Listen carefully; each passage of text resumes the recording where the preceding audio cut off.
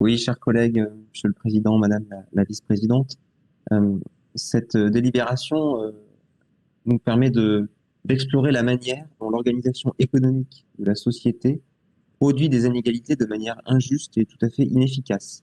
Alors, avant de plonger dans le dispositif objet de la délibération, permettez-moi de donner notre analyse macroéconomique du chômage dans notre pays. Ce sont avant tout les traités de libre-échange d'une part et les traités européens qui permettent ces traités de libre-échange d'autre part, qui sont la cause principale du chômage massif en Europe et en France. Accepter les délocalisations, c'est accepter la désindustrialisation et donc le recul de l'emploi. Accepter de baisser nos barrières douanières, c'est faire rentrer sur notre territoire des marchandises produites dans des normes environnementales et sociales indignes qui viennent en concurrence déloyale avec le tissu économique de notre pays, que ce soit pour l'industrie ou l'agriculture. Le chômage est donc avant tout une conséquence d'une organisation macroéconomique que nous nommons mondialisée et néolibérale. Tant que nous n'agirons pas à ce niveau institutionnel, mondial et européen, nous ne pourrons que pallier à l'urgence et agir sur la conséquence sans agir sur les causes. Et par déduction, c'est aussi l'occasion de rappeler qu'on ne peut pas faire porter l'ampleur du chômage sur la responsabilité individuelle. Faut-il rappeler que plus de la moitié des inscrits à Pôle emploi ne touchent aucune indemnité et que la honteuse réforme de l'assurance chômage du gouvernement, qui va rentrer en vigueur au 1er juillet, va réduire les indemnités de millions de bénéficiaires dont on va accroître la précarité. C'est d'autant plus un mauvais calcul macroéconomique car on va voir diminuer d'autant la consommation des ménages, donc la demande, donc le chiffre d'affaires de nos commerces et des activités de services. Car les indemnités de l'assurance chômage ne servent pas à alimenter de l'épargne ou des placements des paradis fiscaux, mais tout simplement à vivre, ou plutôt à survivre.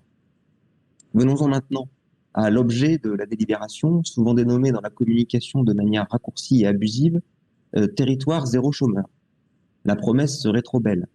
Le dispositif s'appelle territoire zéro chômeur longue durée et tenir cet engagement sera déjà ambitieux. Le premier intérêt de ce dispositif vient d'abord de battre en brèche une idée reçue libérale, le syndrome du canapé. Quand on leur donne un salaire et un statut, les gens ne restent pas dans leur canapé, au contraire. Ils et elles s'adonnent à toute forme d'activité utile socialement, rationnelle écologiquement, qui répondent aux besoins du territoire.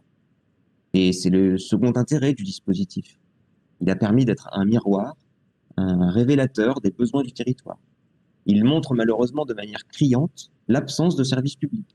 Transport, poste, propreté, tranquillité publique, service à la personne. Alors en attendant des jours meilleurs pour les services publics, les habitants peuvent en quelque sorte s'auto-organiser pour pallier à la lente dégradation de leur territoire. Et le troisième intérêt, c'est peut-être celui qui est le plus important, c'est faire revenir un public éloigné du monde du travail vers une activité économique ayant du sens pour lui et pour le territoire. Et c'est à cela qu'il faut travailler, et dans ce sens qu'il faut améliorer le dispositif. Ce dispositif présent depuis 5 ans sur le territoire de Saint-Jean-Villeurbanne a recruté 103 personnes, mais seulement 5 ont trouvé un CDI par ailleurs en sortant du dispositif par le haut. C'est un début, mais il faut améliorer le lien avec le monde économique local pour amplifier le parcours professionnel vers une stabilité de long terme. Nous souhaitons que les structures locales puissent être mieux connectées aux entreprises du territoire en poussant au maximum leur présence dans le comité local pour l'emploi, comité qui définit à la fois les activités possibles dans le cadre du dispositif et qui suit également la liste des habitants étant éligibles au dispositif. Nous souhaitons que les projets de territoire, les grands projets urbains comme le Carré de Soie par exemple, puissent être mieux connectés à ces dispositifs de retour à l'emploi car ils sont générateurs d'emplois non délocalisables. Nous souhaitons enfin que les règles du management libéral et du monde de l'entreprise capitaliste ne viennent pas se glisser dans le monde de l'insertion et de l'accompagnement social. Nous y voyons une contradiction par rapport à l'objectif de prendre soin d'un public en difficulté. Il ne faut pas que ces logiques piétinent les acteurs locaux, associatifs et coopératifs.